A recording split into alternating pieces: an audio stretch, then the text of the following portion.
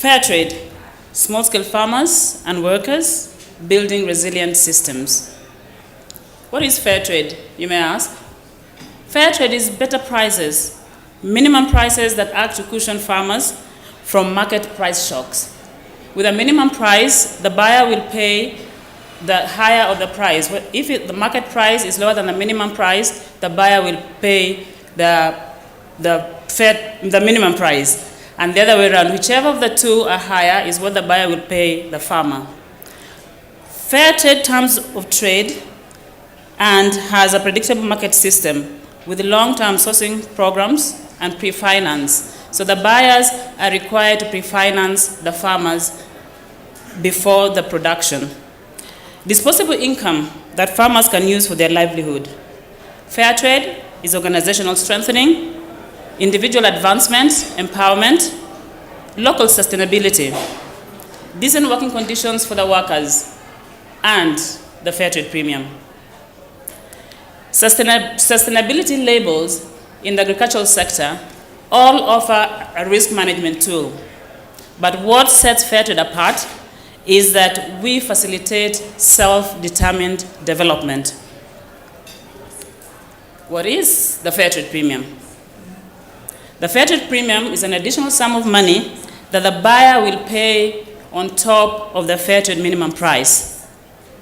It goes directly from the buyers to the farmers or workers. There are no middlemen in between, no organizations in between. The fair trade premium is an innovative way of supporting development through trade. Fair trade premium principles, practices, what I'll call the fair trade 3 Ps, delivers on governance structures of farmers' organizations. They deliver on their businesses, on their health, food, and social systems. How, you may ask? Governance structures. Fair trade 3 Ps promotes the development of resilient organizations with governance structures that are democratic, accountable, and have visionary leadership. Such structures establish trust within communities and make farming as a business thrive. The farmers manage their shared resources and collectively market their produce, thus reducing the cost of doing business. Decisions on the use of the premium are democratically decided, with the General Assembly being the supreme decision-making organ. Improving on business. Fair trade certified farmers can use the premium to better their business. For example, you find that tea farmers or vegetable farmers will use the premium to grade the roads so that the delivery of their produce to the collection center is a lot easier. Cooperatives have also used the premium to buy better processing equipment to better their business. Improving on food.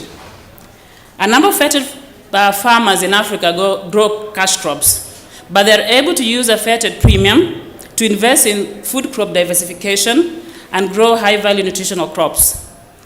Some have invested in artificial insemination, for example, to increase their milk production. Flower farm workers, for example, in Eastern Africa, have set up kitchen gardens of high-value nutritional crops. Health. In areas where government reach is limited, fair trade farmers and workers have taken the responsibility for their health and that of their communities into their own hands, building, equipping, and staffing health facilities with the premium. In areas where the government facilities are there but are inadequately resourced, fair trade farmers and workers have often risen to the occasion and filled the gaps. For example, you'll find where there's a government hospital and there's lack of or shortage of staff, the workers or the farmers will use a fair trade premium to employ more staff to work in the health facility.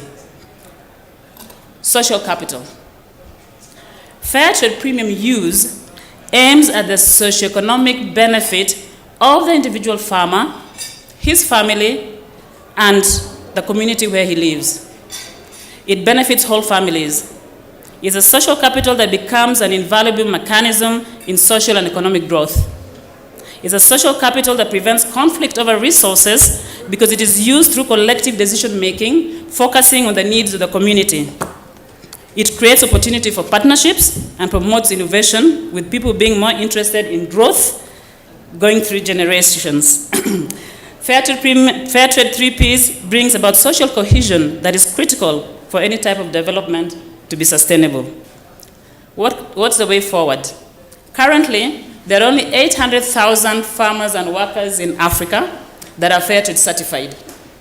There's need, therefore, to connect more farmers in Africa to the outside market, but also within Africa, because the African middle class is growing. There's need to scale up fair trade principles and practices in Africa, among African farmers and workers. There's need for fair trade principles and practices to inform government policy. And finally, there's need for all of us here to support fair trade in Africa.